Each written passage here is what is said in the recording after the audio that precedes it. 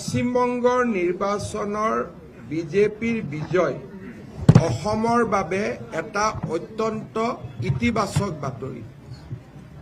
পশ্চিমবংগৰ নিৰ্বাচনৰ সময়তে মই কৈছিলোঁ, ভাৰত বাংলাদেশ সীমান্ত ত্ৰিপুৰা, মিজোৰাম, মেঘালয়, অসম আৰু পশ্চিমবংগ, ইয়াৰ ভিতৰত সীমা অসমতে আটাইতকৈ কম আৰু ভাৰত আৰু বাংলাদেশৰ সীমা আটাইতকৈ বেছি হ'ল পশ্চিমবংগ। বহু সময়ত আমাৰ ইয়াৰ ছাত্ৰ সংগঠন, যুৱ সংগঠনে দাবী কৰে যে অসমৰ কাইটিয়াতাৰৰ বেৰা বা অসমৰ সীমান্ত চিল কৰিব লাগে। কিন্তু প্ৰথমৰ পৰা আমি এই কথা কৈ আহিছিলোঁ যে অসমত সীমান্ত বন্ধ কৰি লাভ নাই যদি আন ৰাজ্যসমূহত ই মুকলি হৈ থাকে।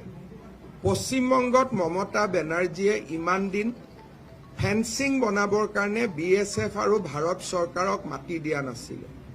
বিজেপিৰ চৰকাৰে ইতিমধ্যে প্ৰতিশ্ৰুতি দিছে যে বিজেপিৰ চৰকাৰৰ প্ৰথম লক্ষ্য হ'ব ভাৰত বাংলাদেশ সীমান্তত ফেন্সিঙৰ কাৰণে BSFক মাতি দিয়া।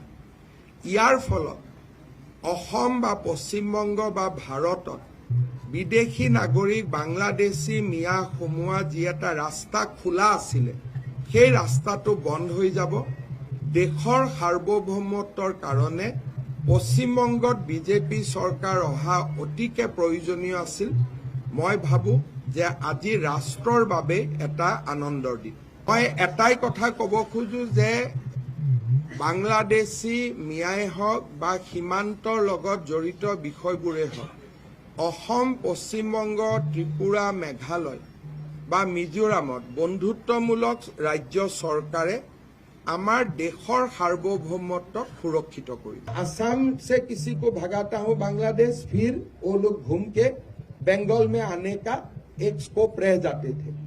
तो अभी बंगाल से लेकर मिजोरम तक पूरा हमारा ही अपना सरकार हुए, कम से कम हॉस्टाइल सरकार नहीं, फ्रेंडली सरकार हुए। मेघालय, मिजोरम, असम, त्रिपुरा, बंगाल, ये पांचों मुख्यमंत्री को लेके गृह मंत्री जी एक इंटीग्रेटेड अगर एफर्ट शुरू कर देते हैं, जो मैं मानता हूं उनका मन में भी होगा।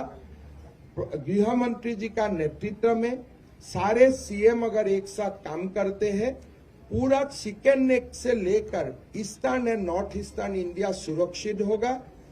गृह मंत्री जी ने बीजेपी को जिताने के लिए बंगाल नहीं गए थे, गृह मंत्री जी बंगाल गया था देश को जिताने के लिए बंगाल गए थे।